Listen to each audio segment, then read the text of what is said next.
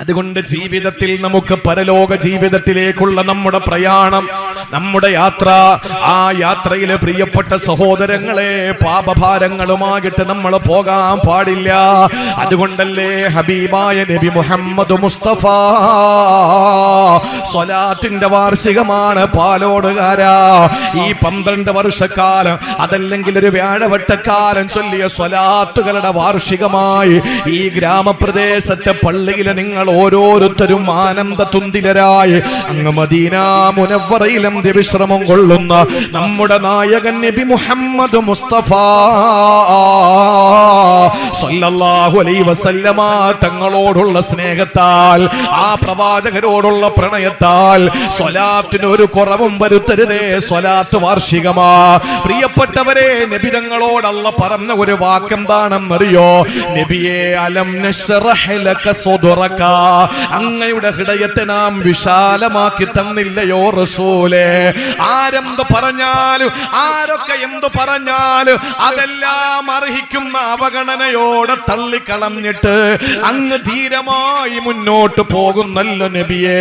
അങ്ങയെ കള്ളനെന്ന് വിളിച്ചവരുടെ മുമ്പില്, അങ്ങയെ ജോത്സ്യനെന്ന് വിളിച്ചവരുടെ മുമ്പില്, അങ്ങ് മാരണക്കാരനാണെന്ന് വിളിച്ചവരുടെ മുമ്പില്, അങ്ങ് മക്കള് മരണപ്പെട്ട് വേരറ്റ് പോയവനാണെന്ന് വിളിച്ചവരുടെ മുമ്പില് ധൈര്യമായി പിടിച്ചു നിന്ന നബിയേ, തളരാതെ തകരാതെ പിടിച്ചു നിന്ന റസൂലേ. എന്താണ് അതിന് കാരണം എന്തെന്നറിയോ? അലം നശ്റഹ് ലക സദ്റക, അങ്ങയുടെ ഹൃദയത്തെ നാം വിശാലമാക്കി തന്നില്ലയോ? എന്നിട്ട് അല്ലാഹു പറഞ്ഞ കാര്യം എന്തെന്നറിയോ? വവളഅനാ അൻക വിസ്റകല്ലദീ അൻഖല ലഹ്റക, അങ്ങയുടെ മുതുകത്തുണ്ടായിരുന്ന ഭാരം മുഴുവനും ഞാൻ അങ്ങ് ഇറക്കി വെച്ചില്ല നബിയെ. അങ്ങയുടെ മുതുകത്തുണ്ടായിരുന്ന പാപഭാരത്തെ മുഴുവനും ഞാൻ അങ്ങ് ഇറക്കി വെച്ചില്ല നബിയെ. അള്ളാന്റെ ഹബീബിന് കൊടുത്ത ഏറ്റവും വലിയ അനുഗ്രഹമേതാ? അവിടുത്തെ മുതുകത്ത് നിന്ന് പാപഭാരങ്ങളെ അല്ല ഇറക്കി വെച്ചു എന്ന എന്റെ പാലോടുകാരാ, നമ്മുടെ ജീവിതത്തിൽ അല്ലാഹു റബ്ബുൽ ഇസ്സത്ത് തരുന്ന ഏറ്റവും വലിയ നിഅമത്തേതാണ്? സന്താനങ്ങളല്ല, സമ്പത്തല്ല, കോടികളല്ല, ബാങ്ക് ബാലൻസുകളല്ല. ഏതാണ് റബ്ബ് തരുന്ന ഏറ്റവും വലിയ നിഅമത്തെന്നറിയോ? അത് അല്ലാഹുവിന്റെ ഹബീബിനോട് പറഞ്ഞതുപോലെ ജീവിതത്തിലെ പാപഭാരങ്ങളില്ലാതിരിക്കല. അങ്ങനെ മരണപ്പെട്ടു പോയ മഹാരഥന്മാര് ഈ നാട്ടിലുണ്ടായിട്ടില്ലേ? ഈ കാലഘട്ടത്തിൽ ഉണ്ടാകിട്ടില്ലേ? ജീവിതത്തിൽ ഒരു കറാഹത്ത് പോലും ചെയ്യാതെ ഈ ലോകത്തോട് വിട പറഞ്ഞു പോയ ആദരണീയനായ തഴവ മുഹമ്മദ് കുഞ്ഞ് മൗലവി എന്ന ഒരു പണ്ഡിതൻ എന്റെ പ്രിയപ്പെട്ടവരെ വിളിച്ചാൽ വിളി കേൾക്കുന്നിടത്ത് കിടക്കുന്നില്ലേ? അഷ്റഫുൽ ഖൽഖിനെ സ്വപ്നം കണ്ട് മരിച്ചുപോയ മഹാനായ റഈസുൽ ഉലമാ ശിഹാബുദ്ദീൻ ഉസ്താദ് ഈ നാടിനോട് ചേർന്നുള്ള പ്രദേശത്ത് അന്ത്യവിശ്രമം കൊള്ളുന്നില്ലേ? എത്ര വലിയ മഹാരഥന്മാരാ! അവരുടെ മുതുകത്ത് ഭാരങ്ങളില്ല, അവരുടെ മുതുകത്ത് ഭാരങ്ങളില്ല. എന്റെ പ്രിയപ്പെട്ട സഹോദരങ്ങളെ, പാപഭാരങ്ങളെ ഇറക്കി വെക്കാൻ എപ്പോഴാണ് നമുക്ക് കഴിയുക? പരലോകത്തേക്കുള്ള നമ്മുടെ യാത്ര വളരെ സുഗമമാണ്, വളരെ സിമ്പിളാണ്, വളരെ എളുപ്പമാണ്. അല്ലാഹു നമുക്ക് തൗഫീഖ് തരട്ടെ. എന്റെ ഭാരങ്ങൾ എന്റെ ഭാര്യ ചുമക്കൂല, എന്റെ ഭാരം എന്റെ മക്കള് ചുമക്കൂല, എന്റെ പാപങ്ങളുടെ ഭാരം എന്റെ പിതാവും മാതാവും ചുമക്കൂല. എന്റെ പാപഭാരങ്ങളെ ഞാൻ തന്നെ ചുമന്നാലേ മതി വരികയുള്ളൂ. ഒരു ദിവസം മദീനയുടെ പ്രാന്തപ്രദേശത്തിലൂടെ മദീനയുടെ ഭരണാധികാരി സയ്യിദുനാ ഉമറുൽ ഫാറൂഖ്, ഈ രാജ്യത്ത് ഉമറിന്റെ ഭരണം വേണമെന്ന് പറഞ്ഞത് മഹാനായ മഹാത്മജിയാണ്. എന്താ കാര്യം എന്നറിയോ? സാധാരണ ഇലക്ഷന് വരുന്നത് പോലുള്ള ഈ വോട്ട് ചോദിക്കാൻ വരുന്നവരെ പോലെ അല്ല. ഞാൻ രാഷ്ട്രീയം പറയുന്നതൊന്നുമല്ല കേട്ടോ. മദീനയുടെ ഭരണാധികാരി ഉമർ റളിയല്ലാഹു തആല അൻഹു രാത്രി വേഷം മാറി നടക്കും. വോട്ട് പിടിക്കാനല്ല, പൈസ കൊടുക്കാനല്ല, കള്ളു കൊടുക്കാനല്ല. പിന്നെന്തിനാണ്? തന്റെ പ്രജകൾക്ക് എന്തെങ്കിലും ബുദ്ധിമുട്ടുണ്ടോ എന്നറിയാൻ വേണ്ടി കിട്ടാൻ. ഒരു വീടിന്റെ മുമ്പിലെത്തുമ്പോ വൃദ്ധയായ ഒരു മാതാവ്, ചരിത്രം നിങ്ങൾക്കറിയാം. പക്ഷെ ആ ചരിത്രത്തിന്റെ ഏറ്റവും പ്രധാനപ്പെട്ട ഒരു പോയിന്റ് പറയാതിരിക്കാൻ എനിക്ക് നിവർത്തിയില്ല. ഉമർ റളിയല്ലാഹു അൻഹു നോക്കുമ്പോ ഒരു വീടിന്റെ അകത്തൊരു വൃദ്ധയായ ഉമ്മ കഴിക്കാൻ ഭക്ഷണമില്ല, കുടിക്കാൻ വെള്ളമില്ല, യാതൊരു സൗകര്യങ്ങളും ഇല്ലാത്ത പാവപ്പെട്ട ഒരു ഉമ്മ കുടിലിൽ. ആ ഉമ്മയുടെ വീട്ടിലേക്ക് ഉമർ റളിയല്ലാഹു അൻഹു ആണ് കയറി ചെല്ലുന്നത്. ഉമ്മയ്ക്കറിയില്ല ഇത് ഉമറാണ് എന്ന്. ആ ഉമ്മയോട് ചെന്നിട്ട് ചോദിച്ചു, ഉമ്മ എന്താ വിശേഷം, വീട്ടിൽ റാഹത്താണോ? അപ്പോഴാണ് ഉമ്മ പറയുന്നു, കൂടെ അസ്ലം എന്ന് പറയുന്ന പ്രൈവറ്റ് സെക്രട്ടറി കൂടെ ഉണ്ട്. ഉമർ റളിയല്ലാഹു അൻഹുവിന്റെ പ്രൈവറ്റ് സെക്രട്ടറി കൂടെ ഉണ്ട്. നേരെ അങ്ങോട്ട് കയറി ചെന്നിട്ട് ഉമ്മയോട് വിവരം ചോദിച്ചപ്പോ ഉമ്മ പറഞ്ഞു, എന്ത് സുഖമാ മോനെ, ഇവിടെ ഒരു ഭരണാധികാരി ഉണ്ട് ഉമർ. ആ ഉമർ വല്ലതും അറിയുന്നുണ്ടോ? ഇവിടെ കഴിക്കാൻ എനിക്ക് ഭക്ഷണം ഇല്ല, ഇവിടെ കുടിക്കാൻ എനിക്ക് വെള്ളമില്ല. നമ്മളാണെങ്കിൽ എന്ത് ചോദിക്കും? ഇങ്ങനെ പറയുന്ന ഉമ്മയോട് ചോദിക്കും, വോട്ടാർക്കായിട്ടേ, വോട്ടാർക്കിട്ട്. പതുക്കെ നമ്മൾ ചോദിക്കും. ഇതാണല്ലോ നമുക്ക് വിഷയം.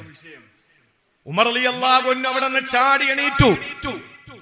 ഇത് ഉമർ അറിയുന്നുണ്ടോ? ഈ വീട് പട്ടിണിയാണെന്നും ഈ വീട് ഭക്ഷണവും വെള്ളവും ഇല്ലാത്ത വീടാണെന്ന് ഈ രാജ്യത്തിന്റെ ഭരണാധികാരി ഉമർ അറിയുന്നുണ്ടോ എന്ന് ചോദിച്ചപ്പോ ഉമർ തങ്ങളെ ചാടി എണീറ്റു. അസ്ലം തങ്ങളുടെ കൈ പിടിച്ചിട്ട് നേരെ വന്നത് മസ്ജിദുൻ നബവിയുടെ പിൻപുറത്തുള്ള പിൻഭാഗത്തുള്ള ഗോഡൌണിലാണ്. ഗോഡൌണിൽ കയറി വന്നിട്ട് ഈത്തപ്പഴം എടുത്തു, ബാർലി എടുത്തു, ഗോതമ്പെടുത്തു, ആവശ്യമായ സാധനങ്ങൾ പല പല സഞ്ചികളിലേക്ക് എടുത്തു വെച്ചിട്ട് ഉമർ റളിയല്ലാഹു തആല അൻഹു ആ സഞ്ചി മുഴുവൻ എടുത്ത് തോളത്ത് വെക്കുകയാണ്.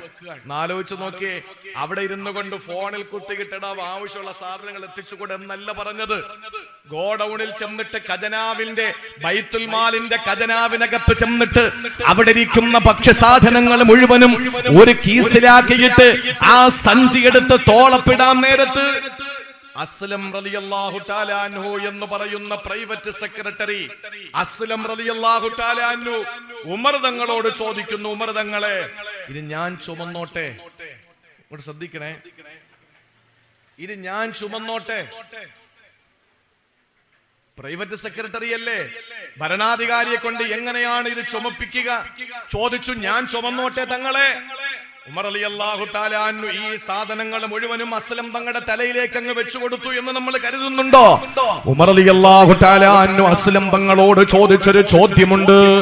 അസ്ലം തങ്ങളോട് ചോദിക്കുന്നു, അസ്ലമേ അന്ത തഹ്മിലു ഔസാരി യൗമൽ ഖിയാമ, നാളെ പരലോകത്ത് ഈ ഉമറിന്റെ പാപങ്ങളുടെ ഭാരം നിനക്ക് ചുമക്കാൻ പറ്റുമോ? നാളെ പരലോകത്ത് ഈ ഉമർ ചെയ്ത പാപങ്ങളുടെ ഭാരം നീ ചുമക്കുമോ അസ്ലമേ? ഇല്ല ഉമർ തങ്ങളെ, അത് നിങ്ങൾ ചുമന്നാലേ മതിയാവുകയുള്ളൂ, അത് നിങ്ങൾ തന്നെ ചുമക്കണമെന്ന് പറയുമ്പോ മഹാനായ ഉമർ റളിയല്ലാഹു തആല അൻഹു ഇതെല്ലാം സ്വന്തമായ തലയിൽ വെച്ചിട്ട് നേരെ വരികയാണ്. ആ വീട്ടിലേക്ക് വന്നിട്ട് ഉമർ റളിയല്ലാഹു അൻഹു വീട്ടിന്റെ അടുക്കളയിലേക്ക് കയറിയിട്ട് അതെല്ലാം പാചകം ചെയ്തിട്ട് പാകം ചെയ്തിട്ട് ആ ഉമ്മയ്ക്ക് അതെല്ലാം വിളമ്പിക്കൊടുത്തു. ഇതെല്ലാം കഴിച്ചിട്ട് ഉമർ റളിയല്ലാഹു തആല അൻഹു എഴുന്നേൽക്കുമ്പോ ആ ഉമ്മ അതാ സന്തോഷത്തോടെ, വയറ് നിറഞ്ഞ ആനന്ദത്തോടെ, ആഹ്ലാദത്തോടെ ഉമർ തങ്ങളെ കയ്യിലേക്ക് പിടിച്ചിട്ട് പറഞ്ഞത് എന്തെന്നറിയോ? ഉമർ തങ്ങൾ അറിയുന്നില്ലല്ലോ ഇത് ഉമർ തങ്ങളാണെന്ന് ഈ ഉമ്മ അറിയുന്നില്ല. ഉമർ റളിയല്ലാഹു അൻഹുവിന്റെ കയ്യിൽ പിടിച്ചിട്ട് ആ ഉമ്മ പറഞ്ഞ മറുപടി, ആരോരും കടന്നു വരാത്ത ചെറ്റക്കൂരയുടെ അകത്തളങ്ങളിൽ കയറി വന്നിട്ട് ഈ പാതിരാത്രി എന്നെ ഭക്ഷിപ്പിച്ച എന്റെ പൊന്നുമോനെ നീ ആരെന്ന് എനിക്കറിയില്ല, പക്ഷേ ഒന്നെനിക്കറിയാ, ലഅന്ത ഖൈറും മിൻ ഉമർ ഇബ്നുൽ ഖത്താബ്. ഉമറമ്മ ഇവിടത്തെ ഭരണാധികാരിയേക്കാൾ നീ കൊള്ളാം മോനെ, ഇവിടത്തെ ഉമറിനേക്കാൾ നീ നല്ലവനാണടാ എന്ന് ആ ഉമ്മ പറഞ്ഞപ്പോൾ കുഞ്ഞുങ്ങളെ പോലെ പൊട്ടിക്കരഞ്ഞുകൊണ്ട് ഉമർ റളിയല്ലാഹു അൻഹു ഓടുകയാണ് മസ്ജിദുൻ നബവിയില്. സുബ്ഹി നിസ്കാരത്തിന് ബാങ്ക് മുഴങ്ങുന്നു, എല്ലാവരും നിസ്കാരത്തിന് സഫ് കെട്ടുന്നു. ഉമർ റളിയല്ലാഹു അൻഹു ഒന്നാമത്തെ സഫിന്റെ മുകളിൽ കയറിയിട്ട് മിഹ്റാബിനകത്ത് ഇമാമത്ത് നിൽക്കുകയാ. ആ നമസ്കാര പള്ളിയുടെ ഏറ്റവും പുറകില്, മസ്ജിദുൻ നബവിയുടെ ഏറ്റവും പുറകിലെ സഫിൽ അസ്ലം തങ്ങൾ നിൽക്കുകയാണ്. ഓതുന്ന സൂറത്തിന്റെ ആയത്തിന്റെ ഒരു ഭാഗം എത്തുകയാണ്. വഖിഫൂഹും ഇന്നഹും മസ്ഊലൂൻ, വഖിഫൂഹും ഇന്നഹും മസ്ഊലൂൻ. പരലോകത്ത് നിർത്തപ്പെടും ഉമറേ, പരലോകത്ത് നിന്നെ പിടിച്ചു നിർത്തും ഉമറേ. ഖുർആനിന്റെ ആയത്ത് തന്നെ പറ്റിയാണോ പറയുന്നതെന്ന് ചിന്തിച്ചിട്ട് ഉമർ തങ്ങളെ കരയാൻ തുടങ്ങി. ഉമർ തങ്ങളെ കരഞ്ഞ് കരഞ്ഞ് കരഞ്ഞ് എന്റെയും നിങ്ങളുടെയും കരച്ചിലല്ല, ആ ഉമറുൽ ഫാറൂഖ് തങ്ങളുടെ കരച്ചിൽ ഒരു മാസക്കാലം പനിച്ച് കിടക്കുന്നതിലെത്തിച്ചു. ഒരു മാസം ഉമർ തങ്ങൾ പനിച്ച് കിടന്നു. നിങ്ങൾ ചിന്തിച്ചു നോക്കി. ഇവിടെ മനസ്സിലാക്കാനുള്ളത്, ഈ ബാണ്ടക്കെട്ട് മുഴുവനും എടുത്ത് തലയിലേക്ക് വെച്ചപ്പോ പ്രൈവറ്റ് സെക്രട്ടറി ചോദിക്കുന്നു, ഞാൻ ചുമന്നോട്ടെ? ഉമർ തങ്ങൾ തിരിച്ചു ചോദിക്കുകയാണ്, അന്ത തഹ്മിലു ഔസാരി യൗമൽ ഖിയാമ. അസ്ലമേ, നാളെ പരലോകത്ത് നീ എന്റെ പാപങ്ങളൂടെ ചുമക്കുവോ? ഇല്ല, അത് നിങ്ങൾ ചുമന്നാലേ പറ്റുള്ളൂ. എന്നാൽ മാറി നിൽക്ക്, ഞാനിപ്പോ ഇത് ചുമന്നോളാം. നമ്മുടെ സ്നേഹനിധിയായ മക്കളാണെന്ന് പറഞ്ഞിട്ട് വാപ്പാടെ പാപം കൂടെ ഞാൻ ചുമന്നോളാന്ന് ഏത് മക്കള് പറയും? ഏത് മക്കള് പറയും? എന്റെ പൊന്നു മക്കൾ ചെയ്ത പാപങ്ങൾ വാപ്പ അല്ലേ ഞാൻ ചുമന്നോളാം എന്ന് ഏത് വാപ്പ പറയും? എന്റെ ഉസ്താദാണ്, അദ്ദേഹം ചെയ്ത പാപങ്ങളൂടെ ഞാൻ ചുമന്നോളാം എന്ന് ഏത് ശിഷ്യന്മാര് പറയും? ഞാൻ പഠിപ്പിച്ച എന്റെ ശിഷ്യനാണ്, പാപമാണ്, അവൻ പാപം ചെയ്തിട്ടുണ്ടെങ്കിൽ അത് ഞാൻ ഏറ്റോളാമെന്ന് ഏത് ഗുരുനാഥൻ പറയും? ഭാര്യ ഭർത്താക്കന്മാര് തമ്മിൽ പറയോ? കമിതാക്കള് പറയോ? ആരാ പറയുക? നിങ്ങൾ പറ. അവനവന്റെ കാര്യത്തിന് നെട്ടോട്ടമോടുന്ന മഹിഷറയിൽ പ്രിയപ്പെട്ടവരെ, എന്റെ പാപങ്ങൾ ഞാൻ ചുമന്നാലേ മതിയാവുള്ളൂ. വലിയ പ്രശ്നമാണ്. നമുക്ക് ഭാരമില്ലാതെ വേണം ആഖിറത്തിലേക്ക് യാത്ര ചെയ്യാൻ. ഒരു ഭാരവുമില്ലാതെ നമ്മൾ ഇങ്ങനെ പോവാൻ. നമ്മൾ സിമ്പിൾ ആയിട്ട് ചിന്തിച്ചാൽ മതിയല്ലോ. നമ്മൾ അങ്ങോട്ടൊക്കെ ഏതെങ്കിലും യാത്ര പോകുമ്പോ, ഇപ്പോ ഒരു ദുബായിലേക്കോ അല്ലെങ്കിൽ ഒമാനിലേക്കോ കുവൈറ്റിലേക്കോ നമ്മളൊരു ചെറിയ യാത്ര പോയി. ആ യാത്ര നമ്മൾ പോകുമ്പോ, ഇവിടെ നിന്ന് പോകുമ്പോ സിമ്പിൾ ആയിട്ട് പോവാ, ഒന്നുമില്ല, ലഗേജുകളൊന്നുമില്ല. എയർപോർട്ടിൽ ചെന്നിറങ്ങിയാൽ ഒരൊറ്റ ഓട്ടമാണ്, ആരെ നോക്കണ്ട. ഏത് ബെൽറ്റിലാ, എത്രാമത്തെ ബെൽറ്റിലാണ് തന്റെ ലഗേജ് വരുന്നത്, താൻ സഞ്ചരിച്ച ഫ്ലൈറ്റിന്റെ ലഗേജുകൾ ഏത് ബെൽറ്റിലാ വരുന്നത്, ഏത് ഭാഗത്താണ് ലഗേജുകൾ വരുന്നത്, ഇതിനെപ്പറ്റി നോക്കി നിൽക്കണ്ട, ഇതിനെപ്പറ്റി ആലോചിക്കണ്ട, ഇതിനെപ്പറ്റി ടെൻഷൻ അടിക്കണ്ട. ഇറങ്ങുക, പെട്ടെന്ന് തന്നെ എമിഗ്രേഷൻ ക്ലിയർ ആക്കിയിട്ട് പുറത്തേക്ക് പോവാ, ഒരു ബുദ്ധിമുട്ടുമില്ല. എന്നാ തിരിച്ചു കയറി 2 മാസം നിന്നിട്ട് സാധനങ്ങളൊക്കെ ഒത്തിരി വാങ്ങി, ലഗേജുകളൊക്കെ എല്ലാം കൂട്ടി 2-3 പെട്ടി ഉണ്ടാക്കി, ആ പെട്ടി കൊണ്ടുവന്ന് ഏർപ്പെടണം. ഒരാളും അങ്ങോട്ടും ഇങ്ങോട്ടും ചുമക്കൂല. അള്ളാന്റെ വിശുദ്ധമായ ഖുർആനിൽ അല്ലാഹ് പറഞ്ഞല്ലോ, വലാ തക്സിബു കുല്ലു നഫ്സിൻ ഇല്ലാ അലൈഹാ വലാ തസിറു വാസിറത്തുൻ വിസ്റ ഉഖ്റാ. സൂറത്തുൽ അൻആമിൽ അല്ലാഹ് പറയുകയാണ്, വലാ തക്സിബു കുല്ലു നഫ്സിൻ ഇല്ലാ അലൈഹാ. ഓരോ ശരീരങ്ങളും അവരവർ ചെയ്തതിനെ അവരവർ തന്നെ വഹിക്കേണ്ടി വരുന്നതാണ്. അവരവർ തന്നെയാണ് അത് ചുമക്കേണ്ടത്. വലാ തസിറു വാസിറത്തുൻ വിസ്റ ഉഖ്റാ. ഒരാളുടെ പാപഭാരം മറ്റൊരാൾ ചുമക്കേണ്ടി വരില്ല. വാപ്പ കള്ളുകുടിയനാണെന്ന് കരുതിയിട്ട് മക്കൾ അത് വഹിക്കേണ്ടി വരുവോ? മോൻ കഞ്ചാവിൽ അടിമപ്പെട്ടു എന്ന് ചിന്തിച്ചിട്ട് ഏതെങ്കിലും വാപ്പാക്കത് വഹിക്കേണ്ടി വരുമോ? ഇല്ല. മകള് മോശമായ രീതിയിലാണ് നടക്കുന്നതെന്ന് കരുതിയിട്ട് ഏതെങ്കിലും ഉമ്മയ്ക്കത് സ്വീകരിക്കാൻ പറ്റുമോ? ഇല്ല. പ്രിയപ്പെട്ട സഹോദരങ്ങളെ, അവനവന് ചെയ്യുന്നതേ അവനവന് വഹിക്കേണ്ടി വരുള്ളൂ. പക്ഷേ നമ്മൾ ഇവിടെ തിരിച്ചറിയേണ്ട ഒരു കാര്യമുണ്ട്. സ്വലാത്തിന്റെ വാർഷികമാണ്, 14ാമത്തെ വാർഷികം, സ്വലാത്ത് വാർഷികം. ഇതാരാ തുടങ്ങി വെച്ചത്?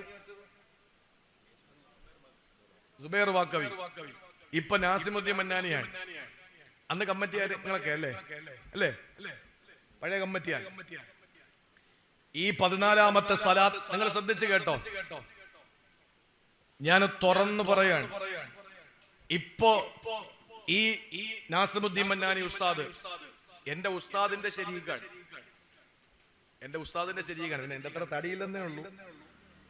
എന്റെ ഉസ്താദിന്റെ ശരീകാണ്. അപ്പൊ നാസിമുദ്ദീൻ മന്നാനി ഉസ്താദ്, നിലവിൽ ഇതിന്റെ ഭാരവാഹികൾ ഈ 14ാമത്തെ സ്വലാത്തിന്റെ വാർഷിക പരിപാടി ഇവിടെ സംഘടിപ്പിച്ചു. എത്ര മനോഹരമാണ്, എത്ര ഇതിൽ അറിവ് ആർക്കൊക്കെ കിട്ടി. ഞാൻ പറയുന്നതിൽ വല്ലതും പഠിക്കാനുണ്ടെങ്കിൽ ഉണ്ടെന്ന് എനിക്ക് വിശ്വാസമില്ല. നിങ്ങൾ ആരൊക്കെ പഠിക്കുന്നു, ഇവിടെ എത്ര ഗ്ലാസ് വെള്ളം കൊടുത്തു, ആരൊക്കെ കുടിച്ചു, ഇവിടെ ഒരാൾ ഒരു ഹദിയ കൊടുത്തു, അയാൾക്ക് കിട്ടിയ പ്രതിഫലം, ഇതെല്ലാം ഈ നാസിമുദ്ദീൻ മന്നാനിക്കും കമ്മിറ്റിക്കാർക്കും ഇതിന്റെ പ്രതിഫലം ഉണ്ട്. പക്ഷെ ഇതിന്റെ ഒരു വിഹിതം നേരെ നമ്മൾ അറിയാതെ സുബൈർ ബാക്കവിക്ക് പോകും, അന്നുണ്ടായിരുന്ന കമ്മിറ്റിക്കും പോകും. എന്താണെന്നറിയോ? അള്ളാഹുവിന്റെ ഖുർആൻ പറഞ്ഞൊരു വാക്യമുണ്ട് സൂറത്ത് യാസീനിൽ, ഇന്നാ നഹ്നു നുഹ്യിൽ മൗതാ വനക്തുബു മാ ഖദ്ദമു. നമ്മൾ ചെയ്യുന്നത് മാത്രമല്ല അള്ളാഹു നമുക്ക് വേണ്ടി എഴുതുന്നത്, മറിച്ച് വആസാറഹും, നമ്മൾ തുടങ്ങി വെച്ചു കൊടുത്തത്. ഇതെത്ര വർഷം ഇവിടെ നിൽക്കുമ്പോഴും അള്ളാഹു ഇതിന്റെ ഒരു പ്രതിഫലം ഇവർക്ക് ഒട്ടും കുറയ്ക്കാതെ ഇതിന് തുടക്കം കുറിച്ചവർക്ക് അള്ളാഹു താല കൊടുക്കും.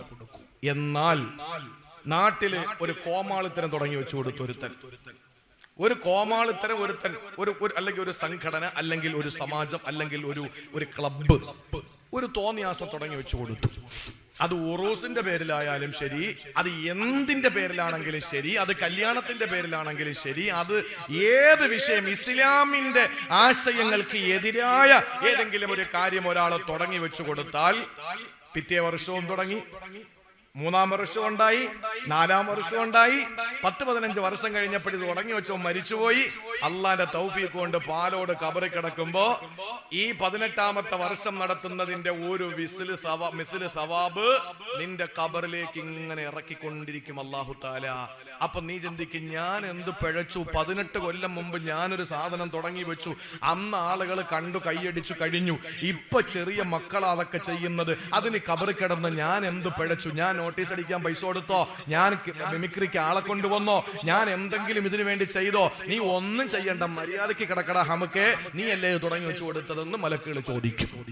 അതാ പറഞ്ഞത്, ഇന്നാ നഹ്നു നുഹ്യിൽ മൗതാ വനക്തുബു മാ ഖദ്ദമു വആസാറഹു. നമ്മൾ ചെയ്യുന്നത് മാത്രമല്ല, നന്മയായാലും തിന്മയായാലും നമ്മൾ കാണിച്ചു കൊടുത്ത് ആരൊക്കെ ചെയ്യുന്നുവോ അതിന്റെ എല്ലാം ഒരു വിഹിതം നമുക്ക് എഴുതപ്പെടുമെന്നാണ്.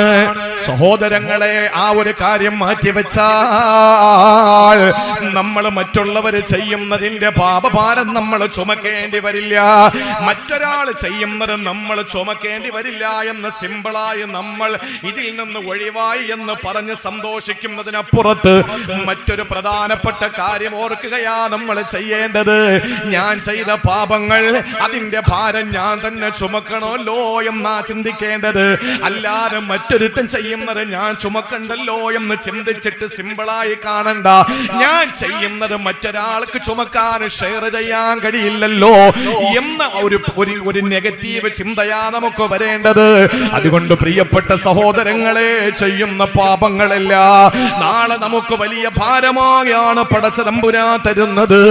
ആ ഭാരങ്ങളുമാകിട്ട് നമുക്ക് ആഖിറത്തിലേക്ക് പോകാൻ വലിയ പ്രയാസമാ, വലിയ ബുദ്ധിമുട്ടാ. സഹോദരങ്ങളെ, ഇതിൽ നിന്ന് രക്ഷപ്പെടാൻ എന്താ വേണ്ടതെന്ന് നിങ്ങളോട് ഞാൻ പങ്കുവെക്കുകയാണ്. സ്വർഗത്തിന്റെ പാത എവിടെയാണെന്നറിയോ? സ്വർഗത്തിന്റെ പാത അല്ലാഹു തആല വിശദീകരിച്ചത് മലയുടെ മുകളിലേക്ക് കയറുന്നതോടാണ്. മലയുടെ മുകളിലേക്ക് കയറി പോകുന്നതിനോടാണ് സ്വർഗത്തിന്റെ പാതയെ അല്ലാഹു ഉപമിച്ചത്. എപ്പോഴും അല്ലാഹു തആല സ്വർഗത്തിന്റെ പാതയെ ദുർഘട പാതയാക്കിയാ പരിചയപ്പെടുത്തുന്നത്. കല്ലും മുള്ളും നിറഞ്ഞ പാതയാണ് സ്വർഗത്തിന്റെ പാത. നമുക്ക് നിസ്സാരമായി ചിന്തിക്കുമ്പോൾ തന്നെ മനസ്സിലാവുമല്ലോ. കള്ളുകുടി എന്ന് പറഞ്ഞാൽ എത്ര രസമാണ്. കൂട്ടുകാരന്മാരെ വിളിക്കുക, പോവുക, കുപ്പി പൊട്ടിക്കുക, കുടിക്കുക, എത്ര രസം, എത്ര രസം. നിസ്കാരം ഉപേക്ഷിക്കൽ, അതുപോലെ പലിശ വാങ്ങൽ, ഇതൊക്കെ സിമ്പിളാണ്, രസമായിട്ട് നമുക്ക് തോന്നും. നരകത്തിന്റെ പാത എപ്പോഴും രസമാണ്. പച്ച പരവതാനി വിരിച്ച വഴിയാണ് നരകത്തിന്റെ പാത. പക്ഷെ നമ്മൾ ചെന്ന് വീഴുന്നത് ഭീകരവും ബീഭത്സവും കഠിനവും കഠോരവുമായ നരകത്തിലാണ്. അല്ലാഹു കാത്തുരക്ഷിക്കട്ടെ. സ്വർഗത്തിലേക്കുള്ള പാത എങ്ങനെയാണ്? കല്ല്, മുള്ള്, കുന്ന്, കെട്ടറ്, കുഴി, നമുക്ക് പേടി തോന്നുന്നത്, ഭീകരമായി തോന്നുന്നത്, ഭാരം തോന്നുന്നത്, ഇതൊക്കെയാണ് സ്വർഗത്തിലേക്കുള്ള വഴി. രാവിലെ എഴുന്നേക്കണം, സുബഹി നിസ്കരിക്കണം സ്വർഗത്തിൽ പോണമെങ്കിൽ. നരകത്തിൽ പോണമെങ്കിലോ മൂടി പുറച്ച് കിടന്നാൽ മതി, എത്ര രസമാണ്. സ്വർഗത്തിൽ പോണമെങ്കിലോ എഴുന്നേക്കണം. നമ്മളതല്ലേ ചെയ്യേണ്ടത്. ഹജ്ജിന് പോകണം കഴിവുള്ളവൻ, പൈസ മുടക്കണം. പ്രൈവറ്റ് ആയിട്ട് പോകണമെങ്കിൽ 7 ലക്ഷം രൂപ, ഗവൺമെന്റിന്റെ പോകണമെങ്കിലും 4 ലക്ഷം രൂപ. ഈ നിലയിൽ ലക്ഷക്കണക്കിന് നമ്മൾ ചിന്തിക്ക് 7 ലക്ഷം രൂപ ഉണ്ടെങ്കിൽ അൽഹംദുലില്ലാ ഒരു 3-4 സെന്റ് ഈ പ്രദേശത്ത് എവിടെയെങ്കിലും വാങ്ങിയിട്ട് ഒരു ചെറിയ വീടും വെക്കാം. എന്നിട്ട് സുഖമായിട്ട് അതിനകത്ത് കയറിയിരിക്കാം. കള്ളു കുടിക്കണോ കള്ളു കുടിക്കാം, ചീട്ട് കളിക്കണോ ചീട്ട് കളിക്കാം. എത്ര രസമാണ് ഇത്. 7 ലക്ഷം രൂപ ബൾക്കായിട്ട് കൊണ്ടുവന്ന് അടച്ചിട്ട് നേരെ പോകുന്നു. അറഫയിലും മിനയിലും മുസ്ദലിഫയിലും പോകുന്നു, മക്കയിൽ വരുന്നു, മദീനയിൽ പോകുന്നു, തിരിച്ചു വരുന്നു. 7 ലക്ഷം പോയി. നമുക്ക് ഭീകരമായിട്ടാ തോന്നുന്നത്. സ്വർഗത്തിന്റെ പാത എപ്പോഴും നമുക്ക് ദുർഘടമായിട്ടാ തോന്നുക. സ്വർഗത്തിന്റെ പാത അല്ലാഹു തആല ഉപമിച്ചത് ഗിരിമാർഗമായിട്ടാണ്. പർവ്വതത്തിലേക്ക് കയറുന്നത് പോലെ, വെള്ളയാണിക്കൽ പാറയിൽ കയറുന്നത് പോലെയല്ല. വലിയ വലിയ പർവ്വതങ്ങളുടെ മുകളിലേക്ക് കയറുന്നതിന്റെ വലിയ ത്യാഗമുണ്ടല്ലോ. ആ പർവ്വതത്തിന്റെ മുകളിലേക്ക് കയറുമ്പോൾ ആ പാത ഓഫ് റോഡ് എന്നൊക്കെ നമ്മൾ വിളിച്ചിട്ട് നമ്മൾ യാത്ര ചെയ്തു പോകുമ്പോൾ വലിയ വലിയ പർവ്വതങ്ങളിലേക്ക് നമ്മൾ കയറുന്നത് പിടിച്ച് വീഴാൻ പോകുമ്പോൾ ഏതെങ്കിലും മരച്ചില്ലകൾ പിടിച്ചു തൂങ്ങി കഷ്ടപ്പെട്ട് നമ്മൾ ആ മലയുടെ മുകളിലേക്ക് എത്തുന്നത് പോലെ അള്ളാഹുവിന്റെ സ്വർഗം എന്ന് പറയുന്നത് വലിയ പാടാണ്, വലിയ പ്രയാസമാണത് നേടിയെടുക്കാൻ. അതിലേക്കുള്ള പാത എപ്പോഴും ദുർഘടമാണ്. അല്ലാഹ് പറയുകയാണ്, അലം നജ്അൽ ലഹു ഐനൈനി വലിസാനം വശഫതൈനി വഹദൈനാഹു നജ്ദൈൻ. നിനക്ക് ഞാൻ 2 നയനങ്ങൾ തന്നില്ലേ, 2 ചുണ്ട് തന്നില്ലേ, ഒരു നാവ് തന്നില്ലേ? പ്രിയപ്പെട്ട സഹോദരങ്ങളെ, കൈകാലുകളും വായും വയറും കണ്ണും നാക്കും മൂക്കും വായും വയറും ഇതെല്ലാം അല്ലാഹു നമുക്കെന്തിനാ തന്നത്? പ്രിയപ്പെട്ടവരെ, തിന്നാനും കുടിക്കാനും ഉറങ്ങാനും രസിക്കാനും രമിക്കാനും മാത്രമാണോ? അല്ലാഹു ഇതെല്ലാം തന്നിട്ട് പറയുകയാ, 2 വഴികൾ നിനക്ക് തുറന്നു തന്നു. ഹദൈനാഹു നജ്ദൈൻ. 2 വഴികൾ നിനക്ക് ഞാൻ തുറന്നു തന്നിരിക്കുകയാ. ഒന്നാമത്തെ വഴി സ്വർഗത്തിലേക്കുള്ള വഴിയാ. അത് വല്ലാത്ത ദുർഘടം പിടിച്ച പാതയാണ്. രണ്ടാമത്തേത് നരകത്തിലേക്കുള്ള വഴിയാ. അത് എളുപ്പമുള്ള വഴിയാണ്, രസകരമായ വഴിയാണ്. അത് പോട്ടെ, സ്വർഗത്തിലേക്കുള്ള വഴിയെപ്പറ്റി നമുക്ക് പറയാ. അല്ലാഹ് തന്നെ പറയുകയാണ്, ഫലഖതഹമൽ അഖബ. ഇവന് കണ്ണും കാതും നാക്കും മൂക്കും വായും വയറും കയ്യും കാലും കൊടുത്തിട്ട്, ഇവന് ശരീരത്തിന്റെ അവയവങ്ങളെല്ലാം കൊടുത്തിട്ട്, ഇവന് ഫലഖതഹമൽ അഖബ.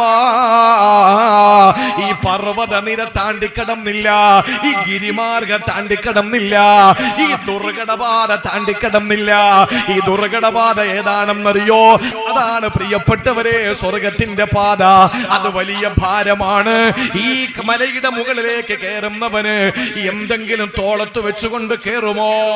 ചിന്തിച്ചു നോക്ക്. ഒരു യാത്ര പോയി, ഹജ്ജിന്റെ യാത്ര പോയി, 11ാമത്തെ നിലയുടെ മുകളിലാണ് റൂം എന്ന് പറഞ്ഞു. ആ സമയത്ത് ഇവിടെ നിന്ന് കൊണ്ടുപോയ ലഗേജ് 10-14 ദിവസം നിൽക്കണമല്ലോ. ആ ലഗേജ് എല്ലാം കൂടി റിസപ്ഷന്റെ മുമ്പിൽ വെച്ചു. പെട്ടെന്ന് ലിഫ്റ്റിലേക്ക് കയറി. എന്നിട്ട് പെട്ടെന്ന് 11 എന്ന് കുത്തി നേരെ നമ്മുടെ റൂമിന്റെ മുമ്പിലെത്തി. അവിടെ ഇറങ്ങി നിന്നപ്പോൾ അവിടത്തെ അവിടത്തെ ഉദ്യോഗസ്ഥർ ഇത് കൊണ്ടുവന്ന് നമ്മുടെ മുമ്പിലേക്ക് വെച്ച് തന്നു. അല്ലാതെ ആരാ 11 നിലയിലും ഈ രണ്ട് ബാഗും കൂടി തോളത്തിട്ടിട്ട് ഈ 11 നിലയും ചവിട്ടി കയറുന്ന ആരാ ഉള്ളത്? അത്രയും വലിയ ത്യാഗം ആരും ചെയ്യൂല. കാരണം വിവരം അറിയും. 3ാമത്തെ നില എത്തുമ്പോൾ പിന്നെ അവിടെ നിരയും പതയും വന്ന് പിന്നെ ജന്നത്തുൽ ബഖീൽ അടക്കേണ്ടി വരും. ആലോചിച്ച് നോക്ക്, നമ്മളെ കൊണ്ട് പറ്റില്ല. അപ്പൊ ഇത്രയും ഭാരമുള്ള സ്ഥലത്തേക്ക്, ഇത്രയും ഉയർച്ചയുള്ള സ്ഥലത്തേക്ക് നമ്മൾ കയറുമ്പോ ഭാരമൊന്നും ഇല്ലാതെ ആണെങ്കിൽ സ്റ്റെപ്പ് കയറാം. എത്ര സിമ്പിൾ ആയിട്ട് പോകാൻ പറ്റും. സ്വർഗത്തിന്റെ പാത എന്ന് പറഞ്ഞാൽ പർവ്വതത്തിന്റെ മുകളിൽ കയറുന്നതിനോട് അള്ളാഹു ഉപമിച്ചത് ഫലഖതഹമൽ അഖബ. എത്രയും അവയവം കൊടുത്തിട്ട്. അള്ളാഹു കയ്യും കാലിന്റെ എന്ന കാര്യം ഇവിടെ പറഞ്ഞില്ല, പക്ഷെ പ്രതീകമായിട്ട് ചുണ്ടും കണ്ണും നാക്കും അല്ല പറഞ്ഞു. ഒരു മനുഷ്യനെ, എന്നെ നിങ്ങൾ നോക്കുന്ന എവിടെയാണ്? ആരും എന്റെ കാലിൽ നോക്കൂല. ഇപ്പൊ ഞാൻ നാസിമുദ്ദീൻ ഉസ്താദിലേക്ക് പെട്ടെന്ന് എന്റെ കണ്ണങ്ങോട്ട് പോയാൽ നാസിം ഉസ്താദിനെ ഞാൻ നോക്കുന്നത് കാലിലല്ല, കയ്യിലല്ല, വയറിലല്ല, തലയിലല്ല, കഴുത്തിലല്ല, നെഞ്ചിലല്ല. ഞാൻ അദ്ദേഹത്തെ നോക്കുന്നത്, നമ്മൾ ഒരാളെ നോക്കുന്നത് ഇത്ര ഭാഗത്താണ്. ഇത്ര ഭാഗത്താ, 2 കണ്ണ്, 2 ചുണ്ട്, ഈ ഭാഗം, ഇത്രയും ഭാഗമാണ് ഒരാളെ നമുക്ക് തിരിച്ചറിയാൻ കഴിയുന്നത്. അതുകൊണ്ടാണ് ഇതെല്ലാം കൂടെ മറച്ചു വെച്ച് മാസ്ക് വെച്ചാൽ നമ്മൾ ചോദിക്കും, ആരാ ഒന്ന് മാസ്ക് കഴിക്കൂ, ഒന്ന് കണ്ടോട്ടെ. അവന്റെ മുതുക് കണ്ടിട്ട് മനസ്സിലായില്ല, അവന്റെ കാല് കണ്ടിട്ട് മനസ്സിലായില്ല, അവന്റെ കൈ കണ്ടിട്ട് മനസ്സിലായില്ല. മനസ്സിലാകണമെങ്കിൽ കണ്ണിന്റെയും ഈ ചുണ്ടിന്റെയും ഇത്രയും ഭാഗം കണ്ടാലേ തിരിച്ചറിയാൻ പറ്റുള്ളൂ. അതാണ് അള്ളാഹ് പറഞ്ഞത്, അലം നജ്അൽ ലഹു ഐനൈൻ വലിസാനൻ വശഫതൈൻ. ഇത്രയും ഭാഗം അള്ളാഹ് തന്നു എന്ന് പറഞ്ഞാൽ ഒരു പ്രതീകമാണ്. നിന്റെ ശരീരത്തിന്റെ അവയവം മുഴുവനും നിനക്ക് തന്നത് എന്തിനാണ്?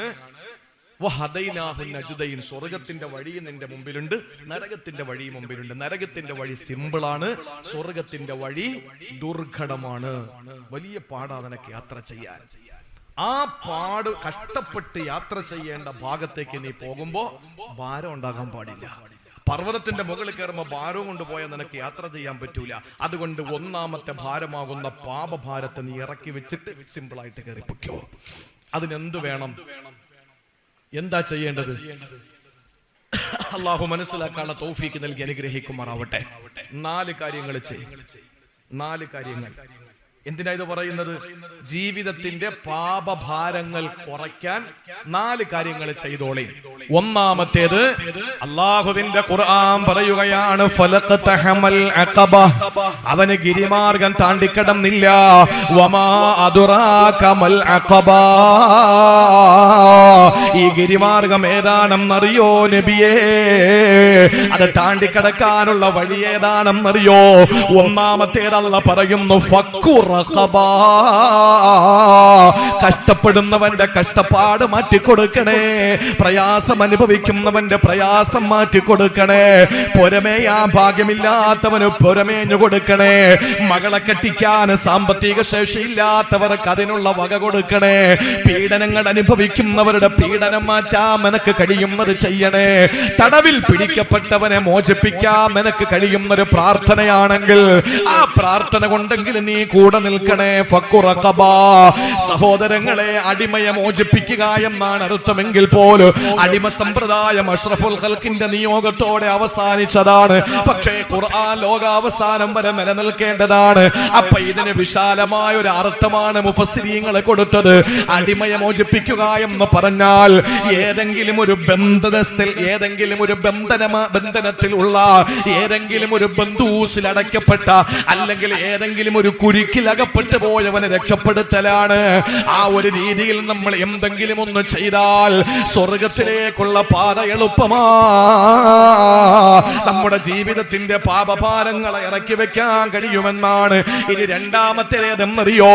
അല്ലാഹ് പറയുകയാണ്, ഔ യതഅമുനു ഫീ യൗമിൻ ദീ മസ്ഗബ യതീമൻ ദാ മഖറബ ഔ മിസ്കീനൻ ദാ മസ്റബ. മണ്ണിൽ പണിയെടുക്കുന്ന അഗതികൾക്ക്, കുടുംബക്കാരായ പാവപ്പെട്ട അനാഥർക്ക് വിശക്കുന്ന സമയത്ത് ഭക്ഷണം കൊടുക്കണേ, അവർക്ക് നിങ്ങൾ ഭക്ഷണം കൊടുക്കണേ. അള്ളാന്റെ ഖുർആനാ. നാളെ ഇതുമായി ബന്ധപ്പെട്ടൊരു വിഷയമാണ് പറയേണ്ടതുള്ളത് എന്നുള്ളത് കൊണ്ട് ഞാൻ ആ ഭാഗത്തേക്ക് പോകുന്നില്ല. 1, കഷ്ടപ്പെടുന്നവന്റെ കഷ്ടപ്പാട് മാറ്റിക്കൊടുക്കുക. 2, വിശക്കുന്നവന് ഭക്ഷണം കൊടുക്കുക. ഇനി 3 എന്താ ചെയ്യേണ്ടതെന്നറിയോ? സുമ്മ കാന മിനല്ലദീന ആമനൂ. നീ വിശ്വാസികളുടെ ഒരു സമാജത്തിൽ അംഗമാവുക. ഒറ്റ തിരിഞ്ഞ് നീ മാറി നിൽക്കരുത്. നീ മോമിനാകണമെന്നല്ല ഖുർആൻ പറഞ്ഞത്, നീ വിശ്വാസിയാകണമെന്നല്ല ഖുർആൻ പറഞ്ഞത്. പിന്നെ അല്ലാഹ് പറഞ്ഞത് എന്താണ്? സുമ്മ കാന മിനല്ലദീന ആമനൂ. വിശ്വാസികളായ ഒരു സമൂഹത്തിൽ നീ മെമ്പർഷിപ്പ് എടുക്കുക എന്ന് പറഞ്ഞാൽ സംഘടിച്ച് നിൽക്കുക, ഒരുമിച്ച് നിൽക്കുക. ഒറ്റ തിരിഞ്ഞ് നീ നിൽക്കരുത്, ഭിന്നിച്ചു നിൽക്കരുത്, ഒത്തൊരുമയോടെ നീ നിൽക്കണം. അങ്ങനെ നിൽക്കുമ്പോൾ നമുക്ക് ഒരുപാട് പ്രശ്നങ്ങൾ വരും, അങ്ങോട്ടും ഇങ്ങോട്ടും വാക്പയറ്റുകൾ വരും, എന്തെങ്കിലുമൊക്കെ സംസാര വിഷയങ്ങൾ വരും. അത് അല്ലാഹ്ക്ക് നന്നായിട്ടറിയാ. അതുകൊണ്ടാണ് പടച്ചതമ്പുരാൻ പറഞ്ഞത്, വതവാസൗ ബിൽ ഹഖ് വതവാസൗ ബിസ്സബ്രി വതവാസൗ ബിൽ മർഹമ. നീ ക്ഷമയോടെ അവരോട് മുമ്പിൽ നിൽക്കണം. എന്നിട്ട് കാരുണ്യത്തിന്റെ ചിറക് വിരിച്ചു കൊടുക്കണം. പരസ്പരം എന്തെങ്കിലും പറഞ്ഞു കേട്ടാൽ വിട്ടുകളയണം, ക്ഷമിക്കണം. എന്നിട്ട് അവരുമായിട്ട് നല്ല ചങ്ങാത്തത്തിൽ കഴിയണം. ഇത് വിശുദ്ധ ഖുർആൻ പറയുന്ന ജീവിതത്തിന്റെ പാപഭാരങ്ങളെ ഇറക്കി വെക്കാൻ കഴിയുന്ന കാര്യമാണ് എന്റെ പ്രിയപ്പെട്ട സഹോദരങ്ങളെ. അതുകൊണ്ട് കഷ്ടപ്പെടുന്നവന്റെ കഷ്ടപ്പാടെന്ന് മാറ്റിക്കൊടുക്കുമോ? വിശക്കുന്നവന് ഭക്ഷണം കൊടുക്കുമോ? അതുപോലെ ഒരുമിച്ച് നിൽക്ക്. എന്തിനാ വിഘടിച്ച് നിൽക്കുന്നത്? ഒരുമിച്ച് നിൽക്ക്, ഒരുമിച്ച് നിൽക്കണം, ഒത്തൊരുമയോടെ നിൽക്കണം. നിൽക്കുമ്പോ മനുഷ്യനല്ലേ, പ്രശ്നങ്ങൾ പലതും ഉണ്ടാവും. അവ എന്തെങ്കിലും പറഞ്ഞെന്നിരിക്കും. അപ്പൊ നീ പറഞ്ഞു ക്ഷമിച്ചോ. എന്നിട്ട് കരുണ കാണിക്ക്, വിട്ടുകളാ, പോട്ടെ, അവന്റെ വഴിക്ക് വിട്, എന്നിട്ട് ഒരുമിച്ച് നിൽക്ക്. ഈ കാര്യം നമ്മൾ ചെയ്താൽ മുതുകത്ത് നിന്ന് അള്ളാഹു പാപങ്ങളുടെ ഭാരത്തെ ഇറക്കി വെച്ച് അത്ഭുതകരമായി അള്ളാഹുവിന്റെ സ്വർഗത്തിലേക്ക് പോകാൻ നമുക്ക് കഴിയും. അതുകൊണ്ട് വിശാലമായ നമ്മുടെ പരലോക യാത്രയിൽ നമ്മളുടെ ഭാരമാകുന്ന പാപങ്ങളെ ഇറക്കി വെക്കാൻ നമ്മൾ സമയം കണ്ടെത്തണം, നമ്മൾ അവസരം കണ്ടെത്തണം, ഒരുമിച്ച് നിൽക്കണം. ഇപ്പൊ അൽഹംദുലില്ലാ നമ്മുടെ ഖബറിന്റെ ഈ ചുറ്റുഭാഗത്തൊരു മതില് കെട്ടണം. ആ മതില് കെട്ടണം എന്നൊരാഗ്രഹം കമ്മിറ്റി പറയുമ്പോ ഒത്തൊരുമിച്ച് നമ്മൾ നിൽക്കണം, ഒരുമിച്ച് നിൽക്കണം. നമുക്ക് ചെയ്യാൻ പലതും കഴിയും സഹോദരങ്ങളെ. നമ്മുടെ മഹല്ലെന്ന് പറഞ്ഞാൽ ചില്ലറ കാര്യമല്ല. ഈ മഹല്ലെന്ന് പറഞ്ഞാൽ നമുക്ക് അള്ളാഹു തന്ന ഏറ്റവും വലിയൊരു ഭാഗ്യം എന്താണെന്നറിയോ? ഇവിടെ ഇപ്പോ ഈ മഹല്ലുകൾ കെട്ടിത്തിരിച്ചത് നമ്മളല്ലേ, നമ്മുടെ പൂർവികരല്ലേ. അത് വേങ്ങോട് ജമാഅത്തിൽപ്പെട്ടതാണ്. അതുകൊണ്ട് ഇവിടെ കല്യാണത്തിന്റെ കാര്യങ്ങളൊന്നും ഇവിടെ നോക്കൂല, ഇവിടെ അടക്കൂല എന്ന് പറയുന്നത് അള്ളാഹ് ഖുർആനിൽ ഏത് സൂറത്തിലാ പറഞ്ഞത്? ഇവൻ വേങ്ങോട് ജമാഅത്തിൽ, നീ പാലോട് ജമാഅത്തിൽ വന്നു. ഇത് നമ്മൾ വെച്ചതല്ലേ. ഇത് ജമാഅത്തിന്റെ സുസ്ഥിരതയ്ക്ക് വേണ്ടി, സുതാര്യതയ്ക്ക് വേണ്ടി, സുഗമമായ നടത്തിപ്പിന് വേണ്ടി, നല്ല നടത്തിപ്പിന് വേണ്ടിയിട്ട് നമ്മൾ ബൗണ്ടറി കെട്ടി അടച്ച് എത്ര സന്തോഷകരമാണ്. എല്ലാം കൂടി നമുക്ക് ചെയ്യാൻ കഴിയില്ല. അപ്പൊ നമുക്ക് നമ്മുടെ ഈ ഇട്ടാവട്ടത്തിലുള്ള ചെറിയൊരു മഹല്ലത്തിന്റെ എല്ലാ വിഷയങ്ങൾക്ക് നമുക്ക് ഇടപെടാൻ കഴിയും. അതിന് എന്താ വേണ്ടതെന്ന് ഇതിന്റെ തിരഞ്ഞെടുക്കപ്പെട്ട ജനാധിപത്യ രീതിയിൽ തിരഞ്ഞെടുക്കപ്പെട്ട ഭാരവാഹികൾ, ഭരണസമിതിയല്ല പരിപാലന സമിതി, ഈ പരിപാലന സമിതി ഓടി നടക്കും. എന്താ നമുക്ക് വേണ്ടത്? ചുറ്റുമതിൽ കെട്ടണം.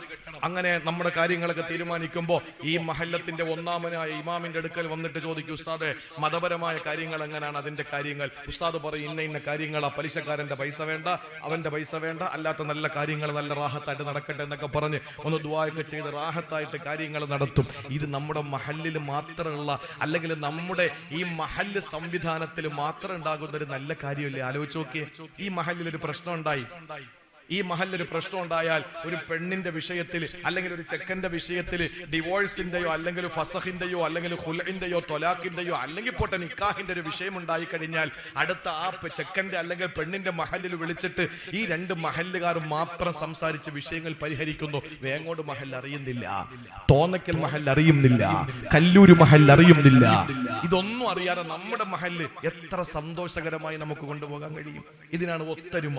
ഇങ്ങനെ നിന്നാൽ അള്ളാഹു നമ്മുടെ പാപഭാരത്തെ ഇറക്കി വെക്കും. രണ്ടാമത് എന്താ പറഞ്ഞത്? ഒരാൾ കഷ്ടപ്പെടുക നമ്മുടെ നാട്ടില് കഷ്ടപ്പെടുക. മലയാളികളായ നമ്മളെ കഴിഞ്ഞല്ലാതെ ഈ ദുനിയാവിൽ വേറെ ഒരു മഖ്ലൂഖുണ്ടോ? 34 കോടി രൂപ വേണമെന്ന് പറഞ്ഞപ്പോൾ 34 കോടി രൂപ വേണമെന്ന് പറഞ്ഞപ്പോൾ ആ 34 കോടി രൂപ മലയാളത്തിന്റെ മണ്ണിൽ നിന്ന് ദിവസങ്ങൾ, വളരെ വിരളമായ ദിവസങ്ങൾ കൊണ്ട് സ്വായത്തമാക്കിയെടുത്ത് ആ പൈസ കൊണ്ട് ആ പാവപ്പെട്ടവന് ജയിലിൽ നിന്ന് മോചിപ്പിക്കാൻ കഴിയത്തക്കവണ്ണം നമുക്ക് ചെയ്യാൻ പറ്റിയിട്ടുണ്ടെങ്കിൽ, പാലോടൊരു രോഗിയുണ്ട്, അയാൾക്ക് സാമ്പത്തികം ഒന്നുമില്ല, ആരെങ്കിലും സഹായിക്കണമെന്ന് പറഞ്ഞ് ഏതെങ്കിലും ജില്ലയിലെ ഒരുത്തം വന്ന് ഒരു ലൈവ് ഇട്ടാൽ നിമിഷ നേരം കൊണ്ട് ഷെയർ ചെയ്ത് എല്ലാവരിലും എത്തിച്ചിട്ട് 2-3 ദിവസം കൊണ്ട് അവൻ ആവശ്യമായതിന്റെ ഇരട്ടി പൈസ കൊണ്ടുവന്ന് അവന്റെ ഓപ്പറേഷൻ നടക്കുന്നു, അവന്റെ വീട് വെക്കൽ നടക്കുന്നു. ഇത് നമുക്കല്ലാതെ, ഇത്രയും നന്മയുള്ള മലയാളികൾക്കല്ലാതെ വേറെ ആർക്കെങ്കിലും ചെയ്യാൻ പറ്റുമോ സഹോദരങ്ങളെ? ചിന്തിച്ചു നോക്കിയേ. കഷ്ടപ്പെടുന്നവന്റെ കഷ്ടപ്പാട് മാറ്റി കൊടുക്കാൻ നമുക്ക് കഴിയും. നമ്മുടെ ഈ മഹല്ലിൽ സാധുക്കൾ ഉണ്ടെങ്കിൽ ഇവിടത്തെ പണക്കാര ജമാഅത്ത് കണ്ടെത്തണം. അതാ ഇന്നവൻ പണക്കാരനാണ്, ഇമാമിനെ കൂട്ടി പോകണം, എന്നിട്ട് പറയണം നിങ്ങൾ സക്കാത്ത് കൊടുക്കേണ്ട ആളാണ്, എന്നിട്ട് കൃത്യമായി നിങ്ങൾ സക്കാത്ത് കൊടുക്കണം. ഇന്ന ഇന്ന പാവപ്പെട്ടവർ നമ്മുടെ മഹല്ലിലുണ്ട് എന്ന് പറഞ്ഞിട്ട് അയാളെ കൊണ്ട് കൊടുപ്പിക്കണം. അങ്ങനെ സക്കാത്ത് കൊടുപ്പിച്ചാൽ ഈ പാലോട് മഹല്ലത്തിൽ പിന്നെ ഒരു പാവപ്പെട്ടൻ ഉണ്ടാവൂല. ഇതേ ചിന്ത വേങ്ങോട് ജമാഅത്ത് എടുത്താലോ അവിടെ ഉണ്ടാവൂല. അവസാന കേരളത്തില് സക്കാത്ത് വാങ്ങാൻ ഒരു കുട്ടി ഉണ്ടാവൂല. അല്ലേ? ശരിയല്ലേ? നിങ്ങളൊന്ന് ആലോചിച്ച് നോക്കിയേ. ആ ഒരു സംവിധാനത്തിൽ നമ്മളുടെ ഇടപെടലുകൾ, കഷ്ടപ്പെടുന്നവന്റെ കഷ്ടപ്പാട് മാറ്റാനുള്ള നമ്മുടെ പ്രവർത്തനങ്ങൾ. അതുപോലെ ഒരാൾ പട്ടിണി കിടക്കുകയാണ്, ഒരു വീട്ടില് ഭക്ഷണം ഇല്ല. ആ ഭക്ഷണമില്ലാത്ത വീട്ടിൽ ചെന്നിട്ട് ഒരു നേരത്തെ ഭക്ഷണം കൊടുക്കാൻ നല്ല മനസ്സോടെ നമുക്ക് കഴിയണം. 1 കിലോ ഏത്തപ്പഴം വാങ്ങി കൊടുത്തിട്ട് സെൽഫി എടുത്ത് മുഴുവൻ ലോകം അറിയിക്കാനല്ല ഈ പറയുന്നത്. അവന്റെ വീട്ടിൽ ചെന്നിട്ട് ആവശ്യമായ സാധനങ്ങൾ വാങ്ങിക്കൊടുത്തിട്ട് പെരുന്നാളിന് പുത്തൻ ഉടുപ്പും ധരിച്ച് പുത്തൻ അപ്പുറം തേച്ച് മക്കളുടെ കൈ പിടിച്ചിട്ട് ഈദ്ഗാഹുകളിലേക്കും പള്ളികളിലേക്കും വന്ന് പെരുന്നാൾ നമസ്കാരത്തിന്റെ തക്ബീർ ചെല്ലുമ്പോ അള്ളാഹുവിന്റെ നിയമം എന്താണ്? നീ എന്റെ പള്ളിയിൽ പുത്തൻ ഉടുപ്പിട്ട് പുത്തൻ അത്തരം തേച്ച് മക്കളുടെ കയ്യിൽ പിടിച്ച് പുതിയാപ്പിളയെ പോലെ എന്റെ പള്ളിയിൽ വന്ന് തക്ബീർ ചെല്ലുന്നതിന് മുമ്പ് നിന്റെ പാവപ്പെട്ട കുടുംബക്കാര് പട്ടിണി കിടക്കുന്നുണ്ടോ എന്ന് നോക്കിയിട്ട് നീ ഫിത്ർ സക്കാത്തിന്റെ അരി കൊടുത്തിട്ട് വാടാ എന്ന് പഠിപ്പിച്ചത് ആദരവായ പ്രവാചകൻ ലോകത്തോട് പഠിപ്പിച്ച ഇസ്ലാമിന്റെ വിശാലമായ കാഴ്ചപ്പാടാണ്. അതാണ് പട്ടിണി മാറ്റാനുള്ള അവസരം. ഈ പട്ടിണി മാറ്റലും കൂട്ടം കൂടിയിട്ട് വിട്ടുപുറത്ത് ക്ഷമിച്ച് ഒരുമിച്ച് നിൽക്കലും കഷ്ടപ്പെടുന്നവന്റെ കഷ്ടപ്പാട് മാറ്റുന്നതിന്റെയും പിന്നിൽ ഒരു കാര്യമുണ്ടാകണം. ഏത് കാര്യം? ഹൃദയം വിശാലമാകണം. ഹൃദയം നിങ്ങൾക്ക് പറയാൻ മനസ്സിലായോ? ഹൃദയം വിശാലമായാലേ ആപ്പാൽ കൊടുക്കാൻ പറ്റുള്ളൂ. ഹൃദയം വിശാലമായാലേ ഒരുത്തരോടൊപ്പം കൂടാൻ പറ്റുള്ളൂ ഒരു മഹല്ലില്. അല്ലെങ്കിൽ വിഘടിച്ച് നിൽക്കും. ഈ അടുത്തൊരു സമയത്ത് പ്രസംഗത്തിന് ഞാൻ പോയൊരു സ്ഥലത്ത്, ഞാൻ ഈ സ്ഥലമൊന്നും പറയില്ല, അറിയാത്തോണ്ടല്ല പറയാത്തതുകൊണ്ടാ. അപ്പൊ എനിക്കറിയാം നാട്. ഞാൻ ചോദിച്ചു അന്നത്തെ ആളെവിടെ എന്ന് ചോദിച്ചു. അവൻ പറഞ്ഞു അദ്ദേഹം ഇപ്പൊ മാറി നിൽക്കുകയാണ് എന്ന്. അദ്ദേഹം മാറി നിൽക്കുകയാണ്. അദ്ദേഹം ഇതിന് സഹകരിക്കുന്നില്ല. എന്താ കാര്യം? അത് പുതിയ കമ്മിറ്റി അദ്ദേഹത്തിന് ഇഷ്ടപ്പെട്ടില്ല, അതുകൊണ്ട് അദ്ദേഹം നിസ്കരിക്കാനും വരുന്നില്ല, വാഴലിനും വരുന്നില്ല. എന്താണ് ഞാൻ മനസ്സിലാകാത്ത കാര്യമാണ്. വിശാലമായൊരു മനസ്സ് വേണം. കഷ്ടപ്പെടുന്നവന്റെ കഷ്ടപ്പാട് മാറ്റണമെങ്കിൽ വിശാലമായൊരു മനസ്സ് വേണം, ഹൃദയ വിശാലത വേണം. ഹൃദയ വിശാലത ഉണ്ടെങ്കിൽ അലം നശ്റഹ് ലക സദ്റക നബിയെ, അങ്ങയുടെ ഹൃദയത്തെ വിശാലമാക്കി, വവളഅനാ അൻക വിസ്റക അല്ലദി അൻഖള ദഹറക, അത് കാരണത്താൽ അങ്ങയുടെ മുതുകത്ത് ഞാൻ ഭാരങ്ങളൊക്കെ എടുത്ത് അങ്ങോട്ട് താഴേക്ക് വെച്ചു. അപ്പൊ നമ്മുടെ പാപഭാരം കുറയണമെങ്കിൽ ഹൃദയം വിശാലമാകണം. ഹൃദയം വിശാലമാകാനുള്ള വഴികൾ: കഷ്ടപ്പെടുന്നവന്റെ കഷ്ടപ്പാട് മാറ്റി, വിശക്കുന്നവന് ഭക്ഷണം കൊടുക്ക്, ഒരു സമാജത്തിൽ അംഗമാക്, ഒരുമിച്ച് നിൽക്ക്. അതാണ് നമ്മൾ ചെയ്യേണ്ടത്. തൽക്കാലം ഞാൻ ആ ഭാഗം അടക്കിയാണ്. ഇനി എനിക്ക് പറയാനുള്ളത്, പ്രിയപ്പെട്ട സഹോദരങ്ങളെ, നമ്മുടെ ജീവിതത്തില് പാപഭാരം മാത്രമല്ല, ഇനി പാപങ്ങളൊന്നും ഇല്ലാത്ത നമ്മുടെ ഈ നാട്ടുകാരെ പോലെ, വേങ്ങോടിനെ പാലോടിനെയൊക്കെ സംബന്ധിച്ച് എനിക്ക് നന്നായിട്ടറിയാം. ഈ പാലോടിനെ സംബന്ധിച്ച് വലിയ പാപം ചെയ്യുന്നവരൊന്നും അല്ല. പക്ഷേ നിങ്ങൾക്കും എനിക്ക് കോടീശ്വരന്മാരും അല്ല, വലിയ സമ്പന്നന്മാരൊന്നും അല്ല. പക്ഷെ നമ്മൾ അറിയാതെ നമ്മുടെ ജീവിതത്തിൽ ഒരു വലിയ ഭാരം വന്നു കയറും. ആ ഭാരം ഏതെന്നറിയോ? മോഹഭാരമാണ്. തൽക്കാലം ഞാൻ പാപം അവസാനിപ്പിച്ചേ. അതിന്റെ കാരണം പാപഭാരം ഇറക്കി വെക്കാനുള്ള കാര്യങ്ങളും പറഞ്ഞിട്ടുണ്ട്. ആ ഭാഗം ഞാൻ അടച്ചു. ഇനി ഞാൻ പറയുന്നത്, മോഹഭാരങ്ങളില്ലാതെ നമുക്ക് പോകണം. ചില ആളുകൾക്ക് പാപമൊന്നും ഉണ്ടാവൂല, പക്ഷെ പൈസയും പണവും ഒന്നും ഇല്ല, കോടീശ്വരന്മാരൊന്നും അല്ല, പക്ഷെ വല്ലാത്ത മോഹമാണ്, വല്ലാത്ത ആഗ്രഹമാണ്. ഇതുണ്ടെങ്കിലും നമുക്ക് പരലോക യാത്ര വലിയ വിഘാതമാണ്. ഈ ഭാരവും നമുക്ക് ഇറക്കി വെക്കാൻ പറ്റണം. എന്തുകൊണ്ടെന്നാൽ, ഒരിക്കൽ ഒരു ഗുരുവിനോട് ശിഷ്യൻ ചോദിച്ചു, അല്ലയോ ഗുരുവോ, ദൈവമാണ് പരീക്ഷ നടത്തുന്നത്, പരീക്ഷാ ഹാളാണ് ഈ ദുനിയാവ്, മത്സരാർത്ഥികളാണ് ഇവിടുത്തെ മനുഷ്യര്, പക്ഷെ ചിലര് ജയിക്കുന്നു, ചിലര് തോൽക്കുന്നു, എന്താ അതിന്റെ കാരണം? അപ്പോ ആ ഗുരു കൊടുത്ത മറുപടി എന്താണെന്നറിയോ? ശിഷ്യനോട് പറഞ്ഞു, ദൈവം ഓരോരുത്തർക്കും കൊടുക്കുന്ന ചോദ്യം വ്യത്യസ്തമാണ്. പക്ഷേ എനിക്ക് കിട്ടിയ ചോദ്യ പേപ്പർ നാസിമുദ്ദീൻ മന്നാനി ഉസ്താദിന് കിട്ടിയ ചോദ്യ പേപ്പർ അല്ല. ഞാൻ എന്താ ചെയ്യുന്നത്? നാസിമുദ്ദീൻ മന്നാനി ഉസ്താദ് എഴുതിയ ആൻസർ ഷീറ്റ് നോക്കി ഞാൻ എഴുതി വെക്കുകയാണ്. അപ്പൊ ഞാൻ തോറ്റുപോയി. കാരണം അദ്ദേഹത്തിന് ഹിന്ദി പരീക്ഷ, എനിക്ക് ഇംഗ്ലീഷ് പരീക്ഷയായിരുന്നു. നമ്മളിപ്പോ 3 പേരെ ഞങ്ങളൊക്കെ പഠിക്കുന്ന സമയത്ത് ഒരു ബെഞ്ചിൽ 3 പേരെ ഇരുത്തും. 5ാം ക്ലാസ്സുകാരനെ, 6ാം ക്ലാസ്സുകാരനെ, 7ാം ക്ലാസ്സുകാരനെ. 7ാം ക്ലാസ്സുകാരൻ 6ാം ക്ലാസ്സുകാരന്റെ എന്ത് നോക്കി എഴുതാന്? ഈ 6ാം ക്ലാസ്സുകാരന്റെ പേപ്പറിൽ നോക്കി 5ാം ക്ലാസ്സുകാരന് എന്തെഴുതും? ചിന്തിച്ചു നോക്കിയേ. 5ാം ക്ലാസ്സുകാരന് ഹിന്ദി പരീക്ഷ, 6ാം ക്ലാസ്സുകാരന് ഇംഗ്ലീഷ് പരീക്ഷ, 7ാം ക്ലാസ്സുകാരന് മലയാള പരീക്ഷ. അങ്ങനെയല്ലേ നമ്മളൊക്കെ പഠിക്കുന്ന സമയത്ത് ആലോചിച്ച് നോക്കിയേ. അപ്പൊ ഈ പരീക്ഷ നടത്തുമ്പോ 5ാം ക്ലാസ്സുകാരന്റെ ചോദ്യ പേപ്പർ എടുത്ത് അങ്ങോട്ട് കളഞ്ഞിട്ട് 6ാം ക്ലാസ്സുകാരൻ എഴുതുന്നത് നോക്കി എഴുതി വെച്ചിട്ട് ആ ഷീറ്റ്, ആൻസർ ഷീറ്റ് കൊണ്ട് കൊടുത്താൽ അവന് ജയിക്കാൻ പറ്റുമോ? അവൻ തോക്കും. ഗുരു പറഞ്ഞു കൊടുക്കാൻ ഇത് തന്നെയാണ് ഇവിടുത്തെ സംഭവം. ഈ ലോകത്ത് നടക്കുന്ന അതാണ്. എന്റെ അത്ര ഈ ദുനിയാവിൽ അള്ളാഹു തന്ന സൗഭാഗ്യം ചിലപ്പോ നാസിബുദ്ദീൻ മന്നാനിക്ക് കൊടുക്കൂല. മൂപ്പർക്ക് അള്ളാഹു താല 10 ലക്ഷം രൂപ കൊടുത്തു, എനിക്ക് 50 ലക്ഷം തന്നു. ഞാൻ 10 ലക്ഷത്തിന്റെ വണ്ടി എടുത്ത് 10 ലക്ഷത്തിന്റെ വീടും വെച്ച് ബാക്കി 30 ലക്ഷം രൂപ കൊണ്ടൊന്ന് ഇൻവെസ്റ്റ് ചെയ്ത് ഏതെങ്കിലും സ്ഥലത്ത്. മൂപ്പർക്ക് അള്ളാഹു ആകെ കൊടുത്തത് 3 ലക്ഷം രൂപയാണ്. മൂപ്പരെന്ത് വേണം? 3 ലക്ഷം രൂപയുടെ വീടെടുക്കണം, ചെറിയ വീട് വെക്കണം. അദ്ദേഹം എന്നെ നോക്കിയിട്ട് എനിക്ക് ശേഷം പഠിച്ച ആളല്ലേ, അതുകൊണ്ട് അദ്ദേഹത്തിന്റെ വീട് പോലത്തെ എനിക്ക് വീട് വെക്കണമെന്ന് പറഞ്ഞാൽ ഈ 3 ലക്ഷത്തിന് പുറമെ 7 ലക്ഷം രൂപയ്ക്ക് പലിശയ്ക്ക് എടുക്കേണ്ടി വരും. പിന്നെ വണ്ടി എടുക്കാൻ വേറെ 10 ലക്ഷം പലിശയ്ക്ക്, പിന്നെ എന്നെ പോലെ ഇൻവെസ്റ്റ് ചെയ്യാൻ 30 ലക്ഷം വേറെ പലിശയ്ക്ക് എടുക്കണം. അപ്പൊ അദ്ദേഹത്തിന്റെ ചോദ്യ പേപ്പർ മടക്കി വെച്ചിട്ട് എന്റെ ചോദ്യ പേപ്പർ നോക്കി എഴുതിയാൽ വിജയിക്കാൻ പറ്റുമോ? ഞാൻ തിരിച്ചും പറയാം, അതുപോലെ തിരിച്ചും പറയാൻ നമുക്ക് ദൈവം തന്നൊരു ചോദ്യ പേപ്പർ ഉണ്ട് എന്ന് പറഞ്ഞാൽ പ്രിയപ്പെട്ടവരെ, മോഹങ്ങളൊന്നും വേണ്ട.